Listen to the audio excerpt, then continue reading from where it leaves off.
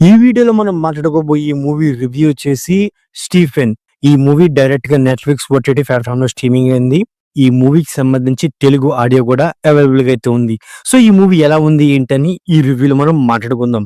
ఈ మూవీ యొక్క స్టోరీ గురించి సింపుల్ గా చెప్పాల్సి వస్తే, ఈ మూవీలో మెయిన్ రోల్ అయిన స్టీఫెన్ అలియాస్ గోమతి శంకర్ తన ఒక 9 మంది అమ్మాయిల్ని చంపిన సీరియల్ కిల్లర్.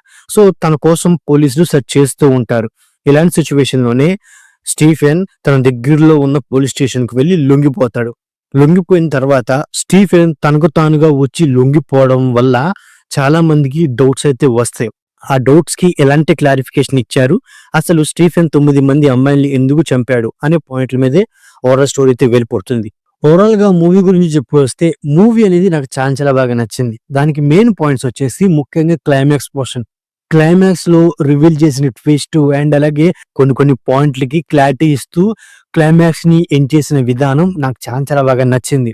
ముఖ్యంగా ఈ మూవీని స్టార్ట్ చేసిన విధానం కూడా చాలా బాగుంది. ఎందుకంటే సో నార్మల్ మూవీస్ లో సైకో కిల్లర్ మూవీస్ అంటే ఏంటి, ఒక కిల్లర్ వరుసగా హత్యలు చేసుకుంటూ వస్తాడు, క్లైమాక్స్ వచ్చేపాటికి ఆ కిల్లర్ ని పట్టుకుంటారు, తనకు ఒక ఫ్లాష్ బ్యాక్ స్టోరీ ఉంటుంది. సో ఈ పాయింట్ల మీదే ఓవరాల్ గా చాలా మూవీస్ అయితే వచ్చినాయి. బట్ ఈ మూవీ ఏంటి, రొటీన్ కి భిన్నంగా.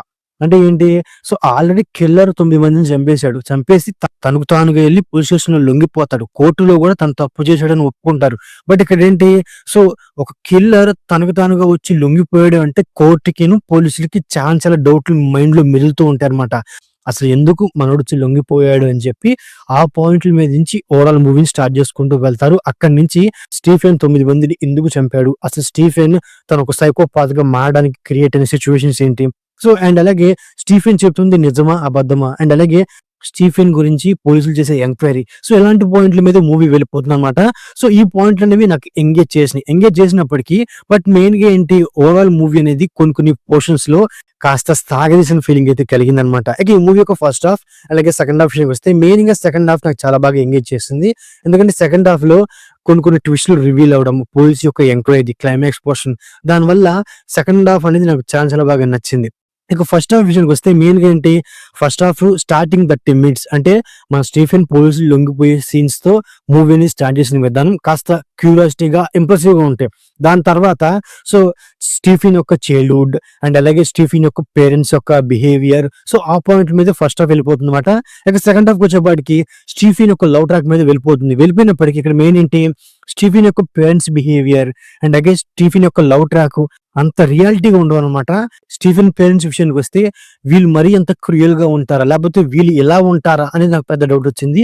ఇక స్టీఫెన్ యొక్క లవర్ విషయానికి వస్తే, సో స్టీఫెన్ గురించి ఎంత తెలిసినా సరే ఇంకా తనతో పాటు ఎందుకు ఉంది అనే డౌట్స్ అయితే నాలో మైండ్ లో ఉంటాయని చెప్పుకోవచ్చు అనమాట. అంతేకాకుండా స్టీఫెన్ ని ఎంక్వైరీ చేయమని కోర్టే ఆర్డర్ ఇచ్చినప్పుడు వీళ్ళు ఎందుకు లైవ్ డిటెక్టర్ యూజ్ చేయలేదనేది నాకైతే ఒక పెద్ద డౌట్ లాగా అనిపించింది. అండ్ అలాగే అసలు ఒక కిల్లర్ అవనండి, లేకపోతే ఒక ఖైదీ అవనండి, లేకపోతే ఒక మనిషి అవనండి, సో తను నిజం చెప్తున్నాడు అని చెప్పేది అందులో ఎంతవరకు నిజం ఉంటుంది, అండ్ అలాగే సో అందులో ఎంతవరకు తన కన్వీనియన్స్ గానే తను చెప్పుకుంటూ వస్తాడనే పాయింట్లు కూడా మనం ఆలోచించాలన్నమాట. ఎందుకన్నానంటే, సో ఓవరాల్ క్లైమాక్స్ లో వీటన్నిటికీ క్లారిటీ ఇస్తారనమాట. ఇంకా చెప్పొస్తే, ఒక సైకో కిల్లర్ తను మారడానికి సిచ్యువేషన్స్ అవసరం లేదు, తన మైండ్ సెట్ కారణం అని ఈ మూవీకి ఇచ్చే కంక్లూజన్ కూడా నాకు చాలా బాగుంది. ఇక మిగతా విషయానికి వస్తే, అంటే యాక్టర్స్ పర్ఫార్మెన్స్ విషయానికి వస్తే, ఒక స్టీఫెన్ క్యారెక్టర్ ప్లే చేసిన గోమతి శంకర్, సో తన యాక్టింగ్ అనేది బాగుంది. అండ్ అలాగే అంటే కొన్ని సిచ్యువేషన్స్ లో అంటే ఒక సైకో క్యారెక్టర్ కి తగ్గట్టు తన యాక్టింగ్ అయితే బాగుందన్నమాట. ఎందుకంటే ఒక సైకోగా తన బిహేవియర్, నార్మల్ గా ఒక ఇన్నోసెంట్ గా తన బిహేవియర్, సో 2 షేడ్స్ అనేవి చాలా బాగా చూపించారని చెప్పుకోవచ్చు అనమాట. ఇక మిగతా యాక్టర్స్ అని అంటే ఆ పోలీస్ క్యారెక్టర్ అవనండి, అండ్ అలాగే స్టీఫెన్ ఎంక్వైరీ చేసే ఒక లేడీ క్యారెక్టర్ అవనండి, స్టీఫెన్ యొక్క గర్ల్ ఫ్రెండ్ క్యారెక్టర్ అవనండి, స్టీఫెన్ యొక్క పేరెంట్స్ క్యారెక్టర్స్ అవనండి, సో వాళ్ళ యాక్టింగ్స్ అనేవి చాలా బాగుంది. బట్ మెయిన్ ఏంటంటే, పోలీసులు చేసే ఎంక్వైరీ అనేది ఇంకొంచెం బలంగా ఉంటే బాగుండేది నాకైతే అనిపించింది అనమాట. అండ్ అలాగే మూవీలో బ్యాక్గ్రౌండ్ మ్యూజిక్ అనేది ఇంకొంచెం బలంగా ఉంటే బాగుండేది. అండ్ అలాగే ఈ మూవీ యొక్క సినిమాటోగ్రఫీ, ప్రొడక్షన్ వాల్యూస్ నాకు సో అయితే ఉన్నాయి అనమాట. అంతేకాకుండా ఈ స్టీఫెన్ మూవీకి పార్ట్ 2 కూడా ఉండబోతుందని క్లారిటీ ఇస్తూ మూవీని అయితే ఎండ్ చేశారు. సో ఓవరాల్ గా ఇదండి స్టీఫెన్ మూవీ రివ్యూ. ఆ రివ్యూ నచ్చేటైతే వీడియోకి ఒక చిన్న లైక్, అలాగే మన ఛానల్ ని సబ్స్క్రైబ్ చేసుకోండి. Okay, thank you all.